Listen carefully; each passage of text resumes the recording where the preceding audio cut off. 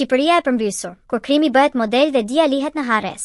Në Shqipëria e vogël po ndodh një përmbysje e rrezikshme vlerash.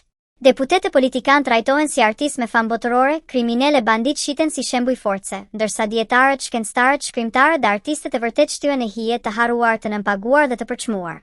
Kjo nuk është thjesht padrejtësi sociale, është krizë morale. Në ekranet tona fama shpërndahet jo për mendimin, krijimtarinë apo kontributin publik, por për zhurmën, arrogancën dhe dhunën simbolike. Krimi romantizohet, banaliteti shpërblehet, ndërsa kultura reduktohet në dekor.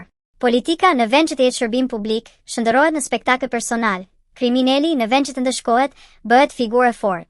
Ndërkohë njerëzit e dijes jetojnë në periferi. Profesorë studiues që mbajnë mbi shpinë arsimin e vendit paguhen mirisht. Shkrimtar dhe artistë që mbrojnë gjuhën, identitetin dhe kujtesën kulturore trajtohen si bar.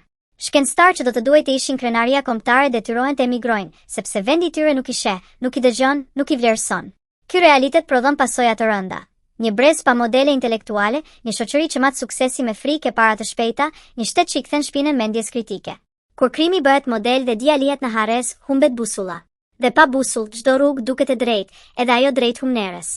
Kjo është Shqipëria e përmbysur, ku zhurma mbyt mendimin, ku fama blihet me skandal, ku dinjiteti shkelet nga arroganca. Nuk është çështje nostalgjie për një të shkuar më të mirë, është alarm për të tashmen. Sepse një vend që nuk nderon dijen, nuk ndërton të ardhmen. Zgjidhja nuk vjen nga sloganet. Vjen nga rikthimi i vlerave, respekt për arsimin, mbështetje reale për kulturën, paga dinjitoze për mendjen dhe ligj që ndan qartë shembullin nga shkelësi. Pak të kthes, do të vazhdojmë të prodhojmë ide të gabuar dhe të varrosim potencialin ton më të çmuar. Sepse një shoqëri nuk gjykohet nga sa të fortë prodhon, por nga sa të mençur mbron.